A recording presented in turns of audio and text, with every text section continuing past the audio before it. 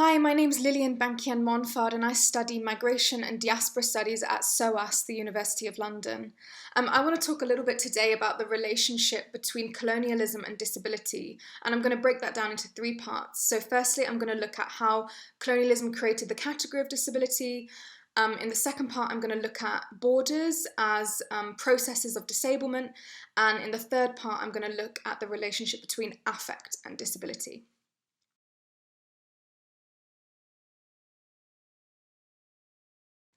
Colonialism, by creating a global economic system, it also created a global understanding of how we understand the body. The value of a slave was directly tied to that person's capacity to labour.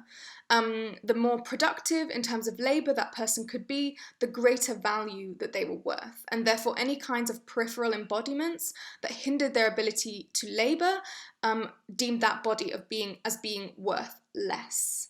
And prior to the entrenchment of this global economic system and this belief system, knowledge about the body was instead locally situated within indigenous knowledges. And those indigenous knowledges were mostly tied to the community and the planet. So rather than, if an individual was sick, that was seen as being, the community was sick, the planet was sick, the environment that somebody lived in was sick. Whereas with the onset of colonialism and this idea of as bodies as instruments of labour, this shifted and peripheral embodiments and the value of the body instead came to be seen by that capacity, the capacity of that person to work. What's at stake here is understanding the way in which colonialism not just defines disability and the worth of the body within labour structures, but the way in which modernity today is built on colonial structures that disable.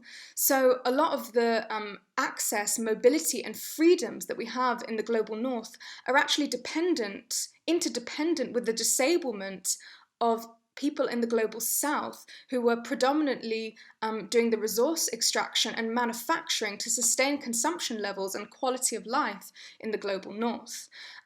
Mines, factories, farming, and insecure and precarious labour conditions are just some examples of this that companies really capitalise on in order to be able to keep costs low and to acquire profits.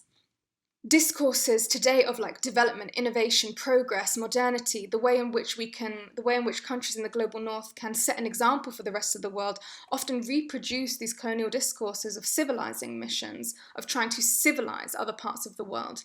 And I think the development of smart technologies is an excellent example. This discourse of modernity and development is actually very much interdependent with the disablement of people in countries that have the minerals that we are extracting from. So where do the cobalt and coltan and iron that go into building our sensors, cameras and electric cars, where do they come from? And what kind of labour conditions are the people who extract them working in? And when all these sensors, cameras and electric cars break down, where does the waste go? So this idea of innovation is also interdependent with colonial structures that disable.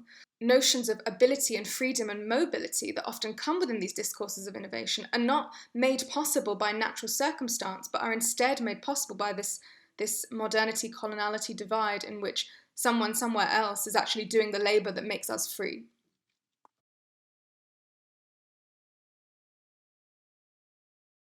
So what I want to look at, and this is largely drawing on the work of Achille Mbembe and necropolitics, is the way in which borders, the power of a border manifests in the debilitation of the body. Taking the example of the border between the US and Mexico, which is largely, there is also a physical fence, but it's also largely the arid terrain of the desert, which migrants and refugees have to cross.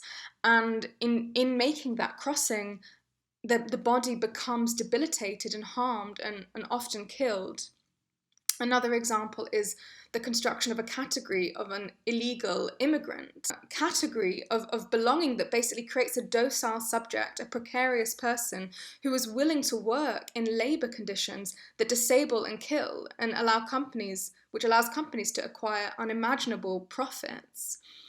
To offer a final example, I want to take the example of the humanitarian camp and the ways in which humanitarian camps hold people dependent on Western aid in an architecture that holds them often in a permanent temporality, dependent on inadequate healthcare, inadequate housing that disproportionately leads to impairment.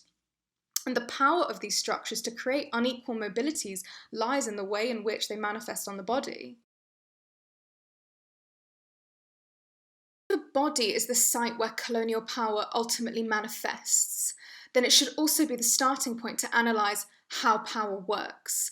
And I want to argue here that affect is the best way to do that.